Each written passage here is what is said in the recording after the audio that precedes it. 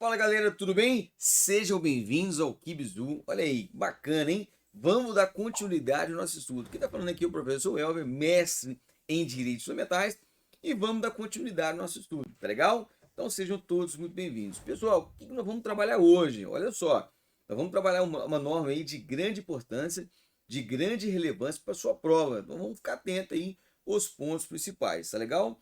Olha aí, o que nós vamos trabalhar hoje então? A resolução conjunta 4220, de 28 de junho de 2012. Legal? O que trata essa resolução, professor? Nós trabalhamos aí, trata de quê? O manual de processos, né? Vamos colocar aqui a caneta para dar esse marca-texto. Manual de processos e procedimentos administrativos das instituições militares de Minas Gerais, ou seja, o MAPA. Então, olha lá, a resolução que trata, então, vamos trabalhar de processos, né? E procedimentos administrativos. Então, gente, lembrando que aqui nós estamos trabalhando em âmbito do Poder Executivo, né? Em âmbito interno, intramuros dentro da administração pública, inclusive a administração pública castrense, né? Porque aqui nós temos que fazer aquela separação, né? Aquele devido processo lá do judiciário. Aqui nós estamos trabalhando, vamos dar início ao devido processo, vamos analisar as questões do processo administrativo dentro do âmbito do Poder Executivo, né? Não no Poder Judiciário, lá do processo apelar do Judiciário. Tanto questão de processo quanto questão de procedimentos, né? E quando eu falo das instituições militares, nós estamos abarcando aqui uma resolução conjunta, que tanto abarca a Polícia Militar quanto o Corpo de Bombeiros Militar, tá legal? De Minas Gerais, então nós estamos tratando aí do mapa. Gente, de grande importância essa norma, nós vamos trabalhar os pontos principais que de fato podem cair na tua prova. Assim, podemos aí potencializar os estudos e maximizar os nossos resultados. Então a ideia é essa, nós vamos trabalhar os pontos principais. Professor, vamos trabalhar todo o mapa? O mapa ele é mais de 500 artigos, né? Claro que não, nós vamos trabalhar de fato aqueles artigos que de fato têm caído em prova e que têm maior probabilidade, maior chance cair novamente, e aqueles que não caíram, que de fato podem cair. Tá legal? Ou seja, o curso preparatório é isso. Na verdade, a gente funila pontos principais de maior relevância para a sua prova, para o seu certame. Tá legal? Então sejam todos muito bem-vindos. Vamos lá. Professor, então, antes de entrar nos artigos propriamente dito, nós vamos fazer umas considerações de fato importantes para a sua prova. Então vamos lá, considerando que a Lei 14.310, né, nós já trabalhamos, que dispõe sobre o Código de Ética, né, aplica-se de forma igualitária, olha aí pessoal, e indistinta às instituições militares do Estado, ou seja, tanto aplica a Polícia Militar quanto o Corpo de Bombeiros Militar. Considerando que, no decorrer dos trabalhos de revisão lá, do MAPAD, né, da PM, e o MATEPAD, né, MATEPAD do Corpo de Bombeiro Militar, realizados por comissões no âmbito das instituições, ou seja, formou-se uma comissão, de fato, no âmbito das instituições, para que houvesse ali uma atualização conjunta, lá, com a necessidade de quê, pessoal? De uniformizar os procedimentos e comportamentos administrativos, né? Com vista à aplicação das normas previstas no Código de Ética, que dispõe sobre a Lei 14.310 de 2002, que dispõe sobre o Código de Ética. Então, havia necessidade dessa uniformização de procedimento. Por exemplo, a Polícia Militar adotava lá uma regra lá no caráter investigatório e inquisitorial de uma maneira, e o bombeiro de militar, por exemplo, de outra. Ou seja, não havia aquela uniformização, principalmente no que tange as questões da Lei 14.310, que é o Código de Ética, a questão das transgressões penais, a questão das respectivas sanções, a questão lá, os esclarecimentos, por exemplo, do PAD, né? Importante esclarecer, das sindicâncias, do processo de comunicação disciplinar, como vai ser essa, de fato, todo esse rito, nós chamamos de procedimento, né? Aplicado ao militar, né? As garantias constitucionais, o devido processo, a ampla defesa, o contraditório. Então havia necessidade, de fato, dessa uniformização. Principalmente, pessoal, mormente, né? No que tange a consonância do processo administrativo em consonância com os preceitos constitucionais. Né? Como eu falei, ampla defesa, o contraditório, a produção de provas lícitas, né? Ou seja, a garantia dos preceitos constitucionais da Carta de 1988, chamamos da Constituição da República, né? Dentro daquela pirâmide pura de Ranskel, o senhor doutrinador austríaco, que fala que todos os documentos abaixo da nossa Constituição têm que ter respeito a ela, né? Tem que respeitá-la no que tange as questões constitucionais, as questões fundamentais. Então, de fato, o mapa havia essa necessidade dessa uniformização, né, de procedimentos no que tange também tanto a polícia quanto o Código Militar e aplicação do Código de Ética, que de fato o Código de Ética, embora foi só publicado em 2002, já, mas de fato aplica os preceitos constitucionais, por exemplo, da ampla defesa, do contraditório, do devido processo. Então tem que haver, havia essa necessidade, de fato, essa consonância do ordenamento jurídico interno para com o direito constitucional. Tá legal? Então vamos lá. Considerando que a necessidade de padronização, por exemplo, né? Então a Polícia Militar adotava lá uma forma de apurar uma falta disciplinar de um jeito, um bombeiro de outro, né? De outro jeito, né? Sendo que o nosso código de ética ele abarca tanto a PM quanto o bombeiro. Então havia essa necessidade de padronizar os procedimentos lá, ó, das instituições militares, né? Em face do desenvolvimento de sistemas de procedimentos administrativos disciplinares integrados. Então havia essa necessidade de padronizar os procedimentos, que cada instituição adotava um procedimento e como o nosso código de ética tanto abarca tanto a PM quanto o bombeiro, de fato, a necessidade dessa padronização. Necessidade de harmonização, né, de procedimentos da administração das instituições militares em face das potenciais apreciações das matérias no âmbito do Poder Judiciário. Gente, lembrando que lá no artigo 5º da nossa Constituição, que trata dos direitos individuais e coletivos, delimita que, né, quando houver lesão ou ameaça de direito, isso levar para a devida apreciação do Poder Judiciário. Então, de fato, se qualquer erro, de fato, que violasse, por exemplo, a ampla defesa, o contraditório, o devido processo, os direitos individuais do militar, isso aí, de fato, vai ser levado ao Poder Judiciário.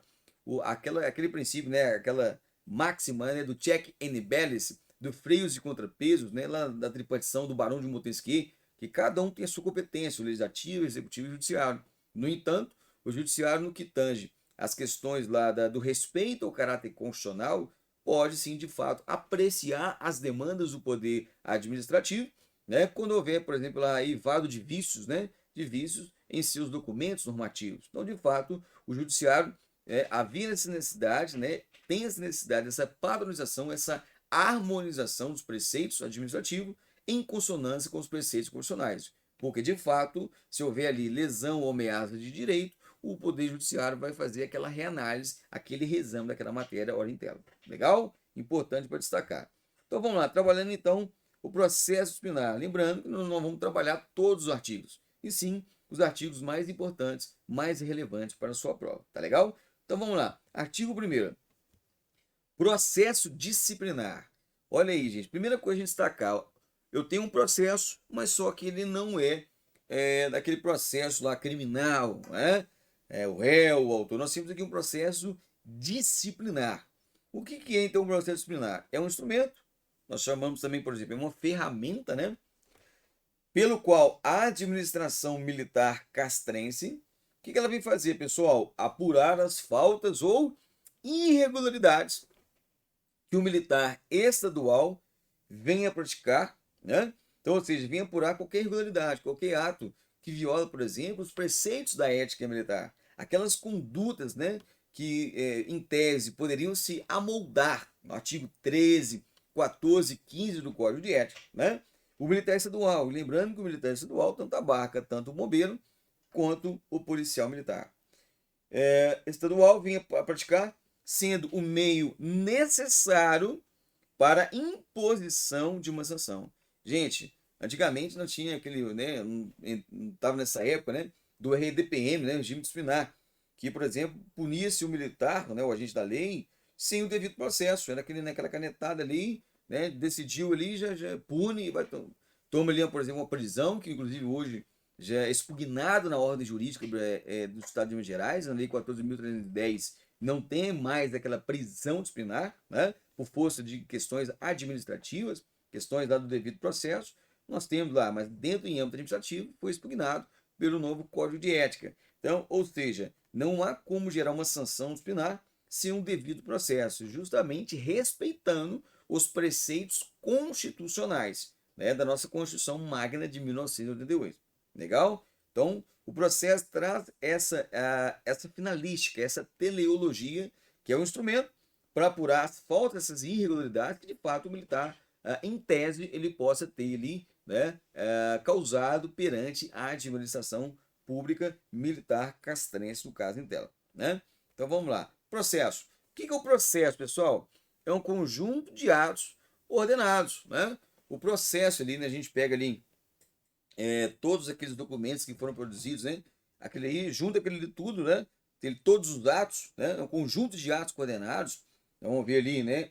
A portaria, a instauração, a instrução, a defesa, né? A produção de provas, a audição de testemunhas, relatório, o caráter conclusivo e o julgamento da autoridade competente. Ou seja, todos aqueles atos coordenados, isso aí é o devido processo, é o processo, né? Para obtenção lá da decisão sobre uma controvérsia, tanto no âmbito judicial ou administrativo, né? Então, ou seja, aqueles atos que tanto pode ser levado, né, por aquela controvérsia, aquele litígio, aquela contenda lá no judiciário, nós falamos na questão da competência, né, quanto em âmbito administrativo, como a gente traz para o âmbito administrativo do Poder Executivo, ou no caso do Estado de Minas Gerais. Né? E é obrigatório, olha lá, respectivamente, a aplicação da sanção judicial, no caso, em âmbito judicial, né, o devido processo, lá, por exemplo, na vara criminal, tribunal do júri, ou mesmo na auditoria do juiz militar, na justiça castrense, né? Ou, no caso, em âmbito administrativo, a sanção disciplinar tem essa necessidade, né? Em âmbito administrativo. Não há que se falar em gerar uma sanção disciplinar, por exemplo, uma punição, uma advertência, uma prestação de serviço sem o devido processo. Ou seja, senão violaria os preceitos constitucionais, violaria, por exemplo, lá as normas internacionais de direitos humanos, por exemplo, a Convenção Americana de Direitos Humanos, chamada de Pax São José da Costa Rica, aonde estabelece lá o devido processo, a garantia dos direitos fundamentais, direitos humanos do servidor, inclusive o servidor castrense militar, a Declaração Universal de Direitos Humanos, né, de 10 de dezembro de 1948, um documento internacional que tem um status de supralegalidade na ordem jurídica brasileira, né? Ou seja, que foi incorporado, foi ratificado em 1948 pelo Estado Democrático Brasileiro, ou seja, tem que se ter o respeito, né, para que seja de fato haja a punição exequível ali, por exemplo, do militar do Estado de Minas Gerais, tem que ser por meio de um devido processo, aonde vai ser assegurado lá os preceitos constitucionais, seus direitos fundamentais, em âmbito internacional, que nós chamamos de direitos humanos, né, que também é a base epistemológica da garantia da persecução dos direitos dos militares. Né? Então é importante destacar. Procedimento. Olha lá, é importante, pessoal, esse conceito, hein? O que é o procedimento? É o modo de realização do procedimento, do processo, desculpa. É o modo de realização do processo. O procedimento é o modo que vai ser realizado o processo. Olha lá, ou seja, é o rito processual, né? As etapas a serem observadas, né, para sua elaboração.